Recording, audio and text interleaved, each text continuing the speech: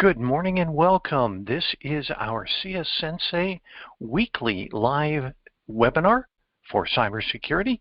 I'm Scotty, one of the mentors on this team, and I just wanted to welcome you all. We have a lot of good things to cover this morning, so I wanted to get started as quick as we could. First thing I wanted to share, let's see if I can find it. There's the one I want, and here we go. Just as a reminder, if you can join our Cybersecurity Sensei group on Facebook, it's very active and lots of good information passes. Mentors and mentees alike benefit from this. I wanted to, let's see, another thing, this came this week. There's an individual named Candace Williams out on LinkedIn, and she is just phenomenal. She's got the wonderful attitude about how to get into the cybersecurity career field. She works for Raytheon, and I have been following her a fair bit recently. She's top-notch, absolute gold when you listen to her and pay attention to what she does. She also started a group called Cyber Ally. And if you think about it, it's cyber and then her, because she focuses on getting women into the cybersecurity workforce. So a great person, and I do recommend that you find the time to follow her. I think she's got a fair number of followers. I'm not quite sure how many, but it's thousands, maybe tens of thousands. So I do suggest that, you know, she'd be somebody that you keep an eye on. Let's see what else. What else?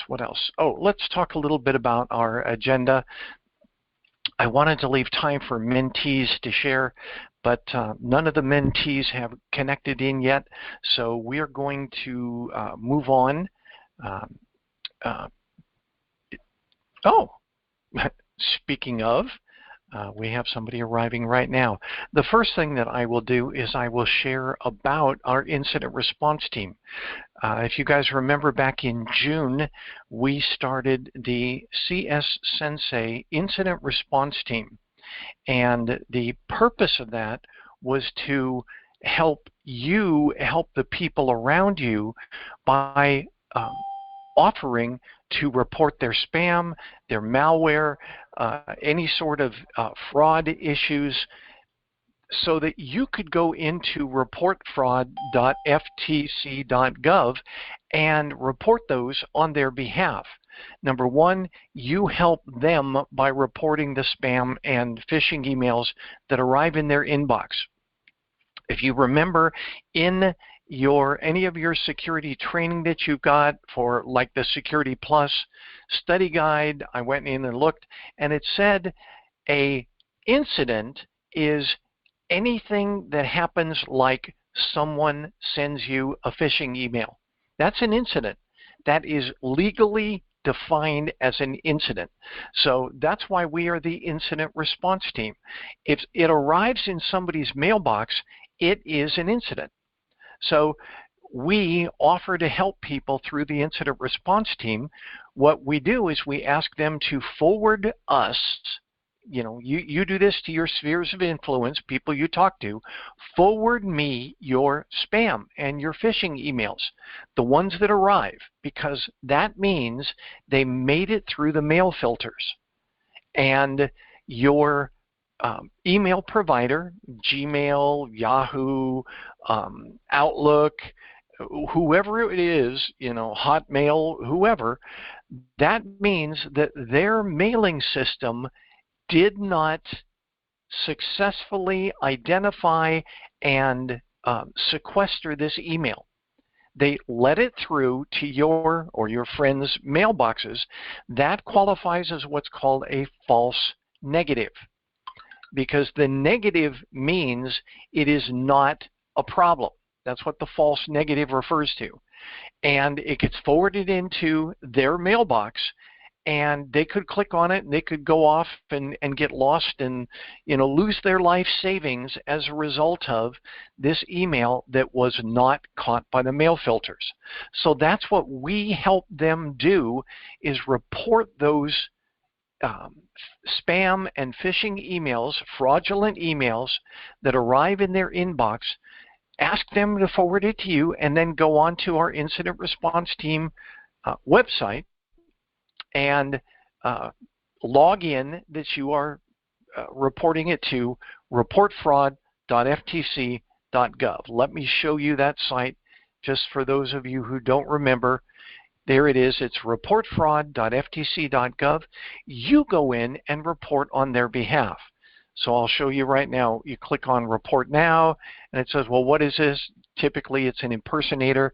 Somebody who says, you know, we're UPS, and your package hasn't yet arrived because we had some problems and we need to verify it with you or whatever. So in this case, we say it's an impersonator, well-known or trusted business. And then you continue, and it asks some other questions. And down here it says, oh, actually, it's further on. So, but it says, are you reporting this on someone else's behalf? If you answer yes, it will ask you to put in some information about yourself first, and then the individual who received the spam or phishing email.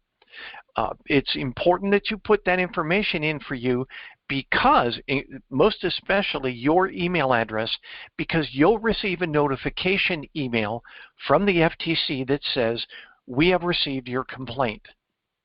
And it has a file number on it. And just so you know, they cannot get to everybody directly. Last year in 2022, this website recorded over 4 million reports of fraud or spam or phishing or other malicious emails or texts. So just know that you're helping by report this to the Federal Trade Commission. When they receive it, it's shared with 2,800 law enforcement agencies nationwide so that they can use this in their criminal investigations. This helps to build evidence to put these folks behind bars. All right. In addition, it helps for public education. It helps to people to refine their spam filters so that these stop arriving in people's inboxes, etc.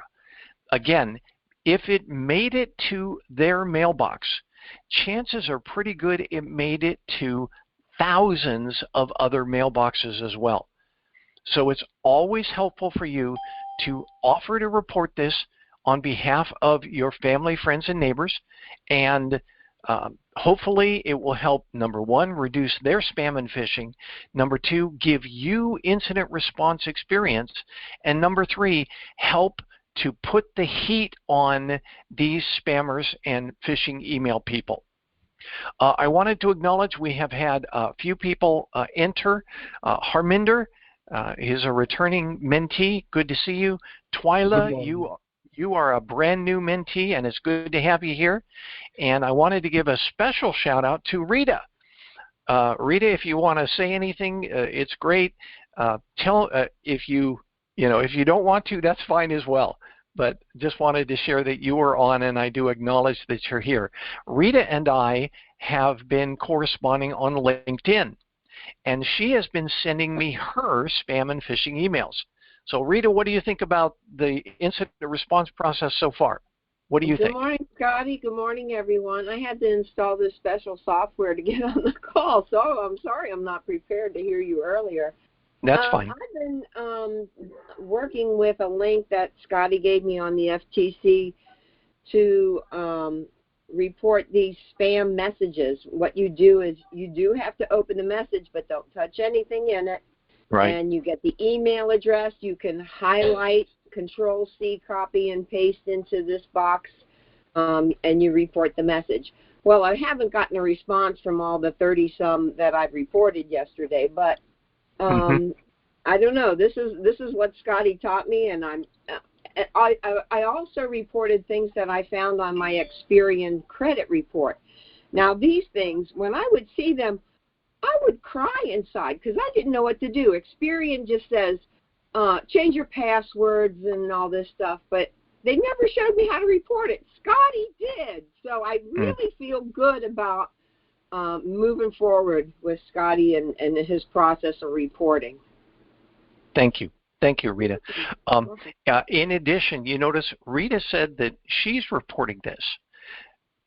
I'm reporting some of them. She's reporting others because she gets a lot of spam and phishing emails. So I'm helping her to report. But, you know, the best thing is I've also taught her to fish where she can go and report this. And it's not overkill. A lot of people say, well, you know, can I report 1 or 2? Sure. Can I report 100? Sure. The important thing is these help to make things more difficult for the criminals and help everyone around you, because you have now flagged that that return email address is sending fraudulent emails. That's what's used for the mail filters.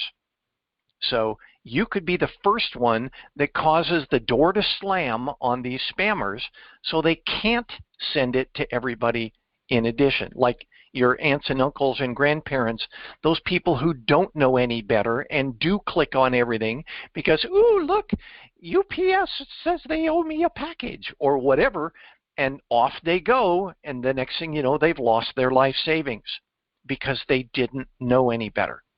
So it's always helpful to inform people around you. It's always helpful. So thank you for joining us, Rita. It's good to have you. Next thing I wanted to cover was the, okay, you notice we have submitted, the incident response team, not counting Rita, who's been doing her own submissions, we've put in 126 reports since late June. Since we got started at this, we have a total of 4 incident response team members who are active in doing this. My suggestion to everybody is that you all get involved in this. And once you do, ask me for the link to the incident response team report form. Number 1, it's valuable to report, but then number 2, I want you to get credit for this so you can put it as experience on your resume. This is actual incident responses. This is not an exercise. This is not just for fun. I ran this idea past a CISO at the Department of Homeland Security. Okay, the people who are responsible for our borders and, you know, those sorts of things. And I said, what do you think about this? And her response was, I love it. She thinks it's a great educational tool for us. It also allows you to say, I have experience on your resume. Okay, this is not an exercise. It's not a tabletop. This is real live incident response. So it's great for your resume. It gives you great experience. It teaches you also, if you think about it, about the mundane side of cybersecurity. It's not all slugging it out with the bad guys. There are lots of reports that are necessary, and you've got to be consistent in those as well and diligent. You don't just, go tune your firewall and you're done. There's a lot more to it. So I do recommend that you get involved, and I will later on, if you want, send me a text or an SMS or whatever. Facebook Messenger works, LinkedIn Messenger works, and I will send you the link so that you can be added to our incident response team and report the time that you spent on reportfraud.ftc.gov. Okay? All right, next topic, the U.S. Cyber Trust Mark. How many of you have heard about that? This was actually on the news recently. I'm going to put it up here from the White House. I think I'm sharing. Yeah, I'm sharing. They announced a new labeling program for smart devices, basically for IoT devices. You've had this, you went out and you bought this wonderful LG refrigerator that, actually can be used to order your groceries or whatever because it's attached to the internet. You have, well, I'll speak for myself. I have a security company, and they have cameras located around my property. Those cameras are all IoT devices, but are they secure? Who knows? We've found a lot of, in our learnings here, we found a lot of producers and distributors, especially from that wonderful land on the other side of the globe that likes to sell us stuff for free or cheap. Those things may have wonderful value, but they don't have great security. They come with default passwords you can't change.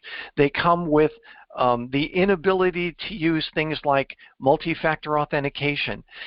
They have, baked-in back doors and these sorts of things that you don't even know about. You buy it and say, ooh, it's shiny, and it does what you want it to do, but it actually inserts risk and vulnerabilities into your infrastructure when you install it. So these are the sorts of things that this cyber security mark is going to be taking care of. It's called U.S. Cyber Trust Mark, and it is similar to what the EPA did a number of years ago with their Energy Star. If you remember Energy Star, now when you walk in and you go to buy a refrigerator or a microwave or whatever, you look on the back and it says, this is how much energy this device can be expected to use. If you use it an hour a day, this is, how many therms or how many mega or milliwatts or whatever you're going to use by the end of the year. It's called the Energy Star. And devices are not allowed to be marked Energy Star unless they meet certain energy efficiency requirements. For this is not energy, it is cybersecurity, and devices will not be allowed to have this U.S. Cyber Trust Mark, however it's going to be marked on the devices. You will not allow them to have this mark unless they meet certain cybersecurity requirements, such as the ability to accept multi-factor authentication, the ability to patch itself, to accept patches and upgrades. There are actually things out there, IoT devices, that can't be patched. That's not a good thing. If you remember our discussion about zero-day vulnerabilities, a zero-day could have been out there for a long time. The Microsoft Print vulnerability, does everybody remember that? It was from earlier this year. Microsoft Print vulnerability had been installed and in use in Microsoft products for 14 years before they discovered the vulnerability. 14 years it had been out there in use in all of our computers. So something to think about. If you have a device that can't be patched, it's going to keep that vulnerability while everybody else gets patched and updated, so you become part of the problem instead of part of the cure. So I think this is a good idea. One of the challenges will be, and if you read this, the first thing they've done, they haven't put out the logo yet. Why? Because they're getting the logo patented and trademarked. Why? Because if somebody steals the logo and puts it on, an IoT device, let's say a cell phone, they put it on an internet device that they are not certified to use that, then at the very least they can be prosecuted for patent violations. It's a start. It's a start. My concern is people are going to use it from like China. They're going to use it and say, yeah, sure, we're certified, but they haven't gone through the certification process. So that's what worries me. Anybody have any discussion on that? Any thoughts? Good morning, Ron. Thank you for joining us. Any thoughts? U.S. Cyber Trust Mark. Okay. Again, I think it's going to be a good idea because it holds the manufacturers and the producers accountable for the products that they sell and distribute. So I think it's a good idea. Next one I wanted to talk about, I talk about it here, I call it making a difference in your spheres. Your sphere, let me define that, is the people that you speak to, the people that you see, your family, your friends, your bowling partners, people in your HOA, whatever. You can help them, but only if they know that you're there to help them. For example, when I came to my HOA, the first thing I offered to do was to conduct training sessions for things like cybersecurity, password security, malware, and how to spot malware and bad emails and what to do about them. And I turned my HOA on to reportfraud.ftc.gov. If people don't know that you're there with information that could be helpful to them, they're not going to just walk up and say, wow, you look like you could know a lot about cybersecurity. They're not going to do that. So you have to put yourself out there first and say, let me help. I'm willing to help. And here's the way I do it. I say to the level I'm able. I may not be able to do everything for you, but let's try. I'm willing to try it with you. If something goes on with you, contact me and we'll work on it together. I have a standing article now in our HOA newsletter that says, you got an issue with IT, computers, or cybersecurity, contact Scotty. Standing article, and oh, by the way, I pay for it. That's just my way of giving back to them. I get dozens of people that contact me. My HOA here is about 550 units, and I get, maybe a dozen people that contact me, and they contact me rather frequently. At some point, that's going to get larger, but for now, this is good. In addition, I have offered, and I showed Ron how to do this, I've offered to the mentees that you can help me write articles for the newsletter. The HOA is happy to submit or to accept article submissions, so help me write an article. You then be able to put on your resume that you're a cybersecurity author. You're a technical author. And if you're not sure if you can, say it well, team up with another mentee. One of you can be the author, the other can be the editor. You can then put in your resume that you're a cybersecurity technical editor. See, everybody wins. The people you know get smarter and more security aware. The people you know that they can reach out to somebody who can help. Like Rita was saying, she got contacted by Experian and they said, oh, look, go change your password. Have a nice day. And that was it. Automated messages. Well, maybe there's a better way. I have a lot of people here. This is a 55-plus community. I have a lot of people that they don't know what to do. Change the password. Okay, well, I'll change, password 1 to password 2. It's possible that they're still out there doing that. So I help them by putting myself out there. You can help your spheres of influence, your families, your friends, your neighbors, your coworkers by identifying yourself as their local security expert. And yes, you are an expert. If you're a cybersecurity mentee with me, consider yourself to be an expert. You're learning, absolutely, but you can help. You've watched me. A lot of the things that I do, you already know how to do. So put yourself out there. I'll show you an example of what I've done. I put together a newsletter myself. and I started sending that out and sharing it with other people. And it basically says, here's my credentials. Here's what I'm doing to try and help you. Here's my contact information. Here are some topics I can share with you.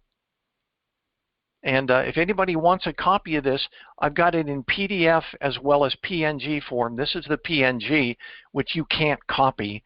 But the PDF, sure, I'll send it to you. I'll even send it to you in, I think this is Microsoft Word. I'll even send you the Word document. You can put your name down at the bottom and your information on the left. Remember, you are a cybersecurity mentee, and if you're doing it, you're an incident response team member, and if you're doing it, you are a technical author, and if you're doing it, you're a technical editor.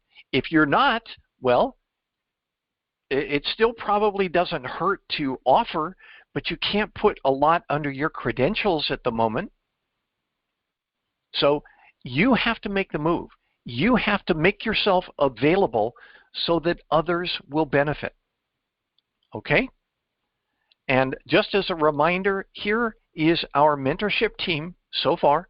These are our 5 mentors, including, yes, my darling wife, Dolly. Why? Because she's a former PK engineer. She was a registration authority in the Department of Defense PKI system. If anybody's familiar with DoD, they're the first ones that came out with those cards, the smart cards that have their photo on them and the little chip. DoD did it first. DoD did it before the White House.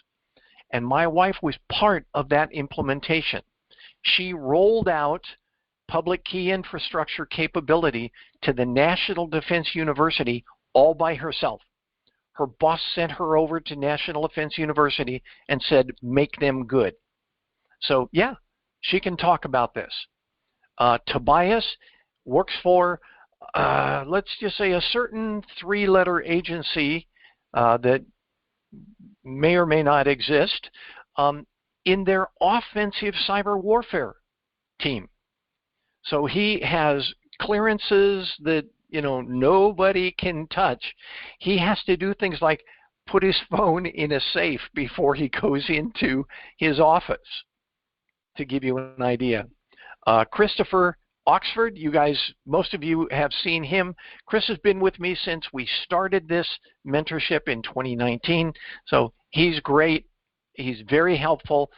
He is, for example, he teaches Security Plus for certification at Howard Community College. And then Chris Frederick is one of the newest ones. Chris I've known since over 20 years.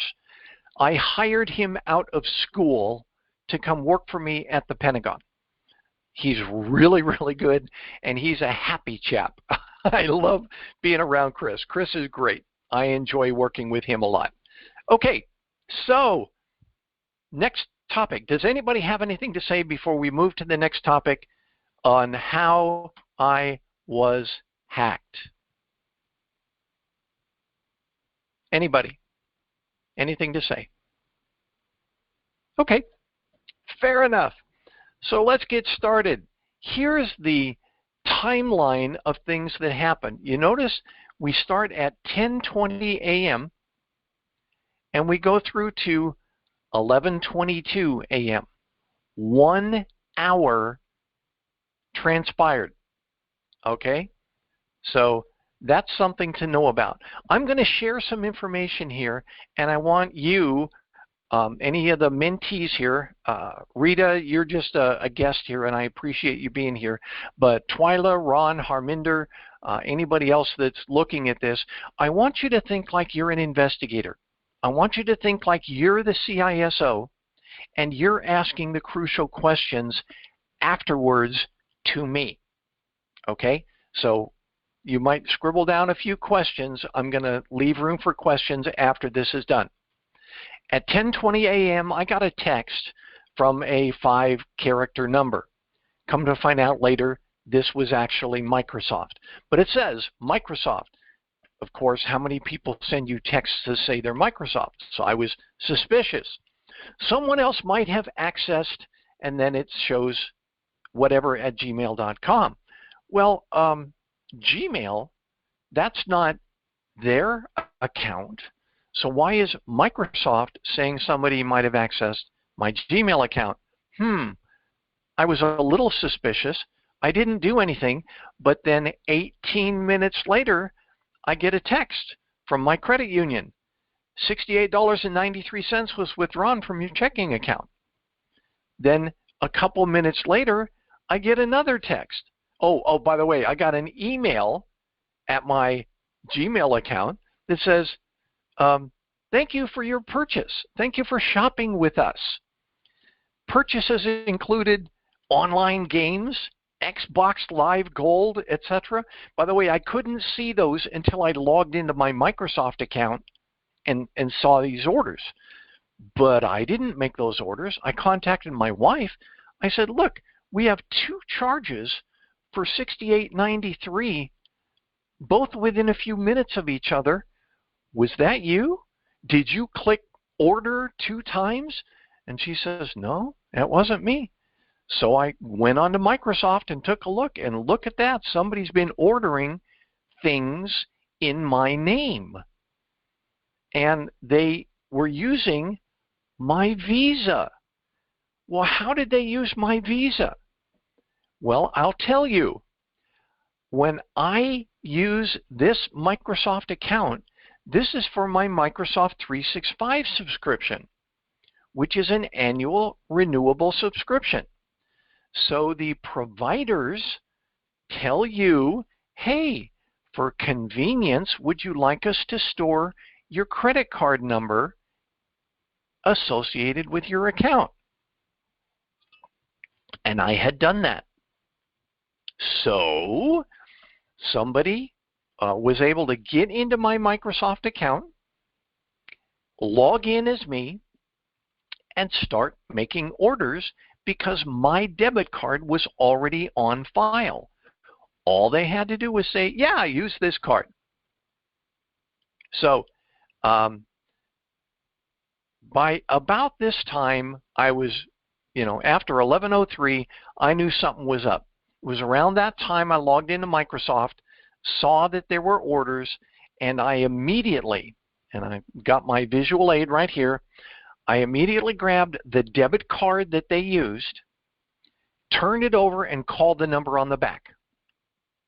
All right? I didn't use anything from online. I didn't use any texts I had received. If you get something, like your debit and credit cards, and it's got a number on the back, trust that. I called them. I was immediately forwarded to their fraud section. And the person went on, verified my identity. You can't do this for somebody else. You can't say, I'm calling for my wife. That's not going to work. I'm calling for my friend Buddy. No, it's not going to work. They have to make that call. So I verified my identity, and then the guy and I went through our accounts. I logged into my credit union, and we compared transactions. And I said, nope, that's not me. Nope, that's not me. That's me. This one here's me, etc., etc. I said, these two. And he said, okay. And I said, by the way, is my card going to get canceled? He said, oh, it's already canceled. I said, okay. The moment he verified it was me and I said, I've got fraudulent purchases, he pushed the cancel button on the card. So this card is worthless. But what occurred during that time frame, right around the time I was contacting my fraud unit at my credit union, I received, and I'm going to see if I've got it on my screen. Oh, yeah. I received like 60 emails from a variety of different addresses. If you notice, I don't think any of them change, but a variety of different addresses, and the emails were just full of gibberish. It looked like they were little tidbits of sentences, but they didn't do anything. And obviously, the person that sent these to me didn't have a full plan, and I'm thankful for that, because these could have had links that went to other nefarious things. None of these so far, and I'm still going through them, none of them had links. So it was just, I became a spam outlet. And so just to give you an idea, that was a symptom, but it wasn't the problem. So I went in and I reset my Microsoft password. Then I got a text from Microsoft that said, oh, by the way, you should use MFA and go passwordless. Good point. I'm going to do that. And then right after that, just to make sure, I went and reset my Gmail password. So you are, and after that, everything stopped. You are the investigators. Ask me some questions. And trust me, some of these are embarrassing questions, but go ahead and ask. Anybody? Okay, can I go first with you? Okay. So why I'm going first with you, the same incident I have 3 months ago. So if you want, I can go, if we have a time, I just go to the main point of the incident, what happened, how this has happened. So okay. Ask your question, Harminder. Okay, so your question is there. So did you purchase anything online in the public website? When you purchase online with this card, did you auto save this? Sometimes they show the option, do you want to save this credit or debit card? How often you are purchasing online or automated systems? Very good question, and the Harminder. Thing, yes, and did you? Let me answer that first one. The answer is yes. As a matter of routine, in order to be convenient, I had been storing my credit card numbers on a number of different accounts, including Amazon and, in this case, Microsoft.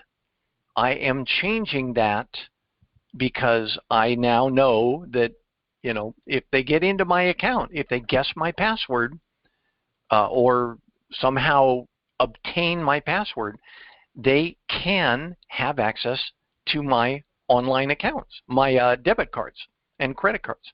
So, another question? Beside this website, I know Amazon and Microsoft, this is very popular and authenticated. Did you go another website you never have been before, or you did purchase online automated system beside these two websites? Sure. And I have now learned better, and I'm going back to remove those cards. Yes, when we do those cards, honestly, think about it. It is a matter of convenience. It's only convenience.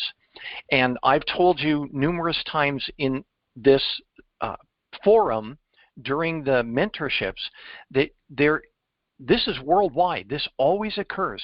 There is a trade-off. There's always going to be friction between those who are trying to do things easily and effortlessly and those who say, by doing so, that is not a good security risk. So security and operational efficiency are always going to be in conflict with each other. So, got it. And the last question, beside your computer, did you use somebody else computer or public computer to make such kind of purchase? No. Okay. No. When I am on, like if I go to a hotel and use their what they call the business area or whatever, no, you can always, when you log into those things, it says, do you want to store your password? And you say no. So yeah, that's another very good question. In other words, if your local computer might have been compromised, are there other computers that might also have been compromised? Very good question. So for the security reason, so I know we don't have a time. We do the same thing with me. So when we are putting the information, we don't like to put again information, because I also frequently purchase in Amazon or the most common website. So this is my advice, we don't have to, especially when we purchase we don't have to be save our credit card or debit card. It is good every time we put the manually information to purchase same thing. So the whatever we like to purchase, especially the new website. New website, for example, if I'm searching anything, any shoes, there is a new website pop up, and third-party website, it is not authenticate, and we like to purchase. Same thing happened with me. I just purchased something. It took me a month, and I still did not get it because I am in a rush. I did not see where is the website. Later on, I find out I ordered the thing from China. So that's it. That is advice. When we purchase anything, want to make sure, or maybe it is good to call them. This is authenticate website. This is a authenticate company where we are purchasing all these things. So that is my main question, and you already gave me the answer. You use a lot of online things, purchasing the online. I know it is a saving your time and all these things. So, so when we do next time, very careful and think twice to order something. That's it, Scotty. Thank you. Thanks, Harminder. There is still one more very embarrassing question that you as the CISO must be prepared to ask. What do you think that is? I have one. Good morning, everybody. How often, I know I'm very bad, good morning. I'm very bad at changing my online account passwords. Like so they staff password that has never been changed. How often do you change your password? How often do you change your online password for your account? Bingo. This account, I only use it like once a year to renew my Microsoft 365, so I didn't think about it. Also, I thought, well, it's just Microsoft. They're really good.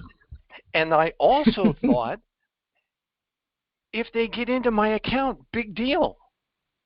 What's the harm? Well, I had associated my debit card to that account. So you're absolutely right, Twyla. I realized afterwards, I got online and it said, you haven't changed the password on this account since. You're kidding me.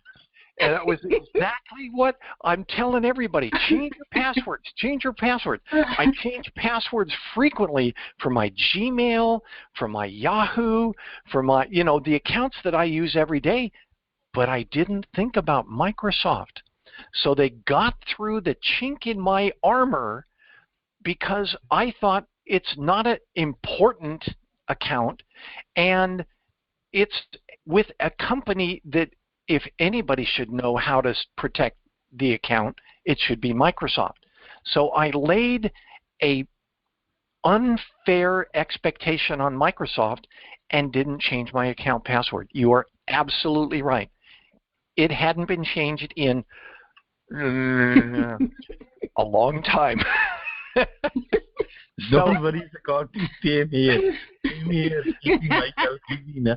I have, I think, more than 10 accounts, banks, Gmail, or Facebook, LinkedIn. Same here. I want to convenient. Don't see me easy because the password I have, now I remember. So if I change new one, I caught myself. Right. So I put it, wonderful. Thank you guys for doing that. I want you to be aware that you may have to ask that embarrassing question to the CEO or whatever. Very quick war story. I was in the Pentagon working for a particular undersecretary there, and we decided to invoke password circulation or password expirations. And we had never done it before. And I went in, and I was the project manager for it, and we had, 1,400 customers or something, and we said, we're going to invoke password length, complexity, and reset periods of time. Password will age and not work after a certain period of time. And one of the things that we were able to do when we pulled this out, we pulled a listing that says, here's the user, here's their login, and here's how long it's been since they reset their password. And the guy sitting next to me, the IT support person that should have known better hadn't changed his password in 7 years in the DoD. And it wasn't a tough password. So yes, it does happen, and yes, it can be the person that you may not even think about, but that's why we're here. I want you to learn from my mistakes so you don't make them. All right? I had somebody, I said, I'm offering to share about this and show you how to get better, and somebody said, well, you know, with all due respect, you are compromised. And now you're trying to tell us what not to do? I said, absolutely. Look at me. I'm a cybersecurity expert. I have 3 degrees and 6 certifications, and it didn't help me because I did not use best practices on everything that I do online. So yes, I want to share with you my pain so that you don't have to go through it. Absolutely. You know, this lady was like, with all due respect, why are we talking to you if you were compromised? Well, compromise can hit anybody, so be prepared. Be prepared. So I put up here bad practice, old passwords. I associated my debit card to the account. 2 things that I'm going to make sure I remedy across all of my accounts. A good practice, longer passphrases. By the way, you notice I don't say passwords anymore. Passphrases. Look it up. If you're going to use passwords, make them passphrases. Twyla, this is helpful for ESD if you're talking to a customer. Also, watch for stuff that goes on. Maybe if you get these texts, they're not fake. They're not bogus. In this case, it was a real text from Microsoft that said, hey, somebody may have gotten into your account. Why? Who knows? Maybe this person logged in from Uganda or, you know, Romania or whatever. So, you know, be aware. Treat everything, you know, be suspicious, but don't say, oh, that's junk, and ignore it. Don't ignore it. Question everything was number 3. And if you are unsure, investigate promptly. Better practices. Use MFA. Use an authenticator or a password manager. And even password managers aren't invincible. You've heard about numerous password managers being compromised. The biggest one this year, I think, was LastPass. So, yeah, I mean, password managers are helpful, but they too have their vulnerabilities. And don't leave your credit card or debit cards with your online accounts. That's what I learned. Now, how could this have been worse? Well, what if I hadn't bothered to check out this stuff the moment it occurred? There were a lot of things that this person could have purchased before Microsoft started to put a stop to it. What if they had gotten, you know, multiple accounts of Microsoft 365? You know, I want subscription, 100 subscriptions or something like that. Also, what if the thief had gotten into an account for Zales or Amazon or Mercedes? And of course, somebody joked with me and said, you have an account with Mercedes? I said, well, no, maybe Mercedes key fob company or something. But think about it. Your accounts that have more capability to be compromised. Trust yourself and fix them. And here's another one that none of you asked me this, but what if I had reused my Microsoft password on my Gmail account? They saw Gmail because that's my Microsoft ID. What if they had been able to use that same password over on Gmail? I would have been in deep trouble. But I didn't reuse. Okay? Any questions? I mean, this was embarrassing, and you know, I'm sorry it occurred, but it helps everybody get smarter when I share. And now I know, it's happened to me.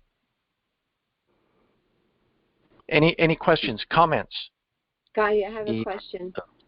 I have an Amazon Prime card, and Amazon has that information, and I can make purchases with it even if the card is locked. What do I do? If you go on to Amazon.com, it says choose a payment method, and I believe that they won't allow you to do any orders without a payment method. That is part of doing your orders.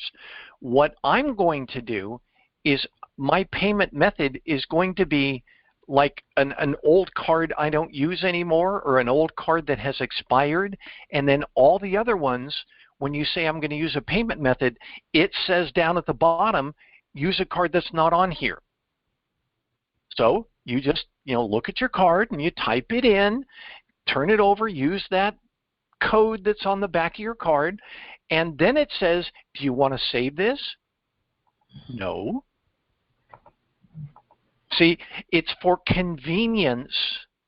Nobody is going to say you must have your Amazon card, your Amazon Prime card. I have one as well. Amazon Prime card, you must have it on file. You don't have to have it on file. Amazon.com gives you the option of putting it there, but you don't have to. You do have to put a credit card of some sort. So, okay, I will put a credit card that's expired. And that way, if somebody gets in to my Amazon account and says, oh yeah, I want to buy, frou-frou, $400 of smelly perfume, it's not going to work. They will not be successful. If somebody logs in as me, they can see all the credit cards that I have used if I allowed them to save them. But it's not mandatory that you save them. Make sense? Again, it's a convenience thing. The Prime card was through my bank, and it was a card, but I don't know. They just Amazon automatically had it. When I went to check out once, they said, do you want to use your Amazon Prime card? And I says, how do they know I have an Amazon Prime card? I know it was offered through my bank. Mm-hmm. I mean, I pay my bank the payments. I don't pay Amazon Synchrony Bank. Right. Yeah. Again, if you go into Amazon, and this is true for everybody, Home Depot or Lowe's or Walmart or whatever, if you go in there and look at it, you can remove those cards. You can remove those cards. Where it is without buying anything. Right. It's under, I think it's under My Account, and then it's called Payment Methods. Okay. I'm here. Yeah. All right. So, anybody else have any questions, comments? Was this beneficial? Yes, very beneficial and good topic today. I really liked it. If it was beneficial, please tell your friends. We have about 100 mentees in this program. We have 5 mentors. 4 of them are sitting in the wings waiting. We could easily get this up to 500 mentees without any problems. Twyla, you're not muted. Yes, sir. You're not muted. I can hear you rummaging through drawers. No, I'm just saying I can hear you rummaging through drawers. I'm chopping onions. That's okay. So, all right. I appreciate everybody participating in this. I love those questions. Ask the stupid questions. Ask the embarrassing questions. Here's a way to think about it. And I learned this because I learned that I am risk averse. And you or other people may be in the same boat. I have trouble asking people those questions because, well, gee, what if they take offense to it? What if they, I'm not trying to be mean or anything, but what if they take it that way or whatever? Well, I learned, and you can learn this as well. This is a phrase that has taught me a lot through my years in business. And the phrase is simple. Business is business. It's not personal. Your job, if you're a cybersecurity professional, your job is to make sure that people are safe. And sometimes that means you've got to ask those embarrassing questions. You've got to ask those uncomfortable questions. Because if you don't know, then you have an unknown vulnerability or risk in your infrastructure. So you've got to be prepared to ask those questions. All right? Thanks, everybody. Hope you had fun. And our time is out. So, again, it was great having you. And I hope to see you next Saturday. Chris will be back next Saturday. He apologized in advance, but he was unable to be here today. But again, please share with this with your family and friends. Number one, share that you're helping them. Get involved in the incident response team. Start reporting your spam and their spam as well. Thank you, Thank Scotty. you, Mr. Scotty. Thanks, everybody. Thanks for all the information, and everybody have a nice weekend. Bye-bye. Have a wonderful Saturday.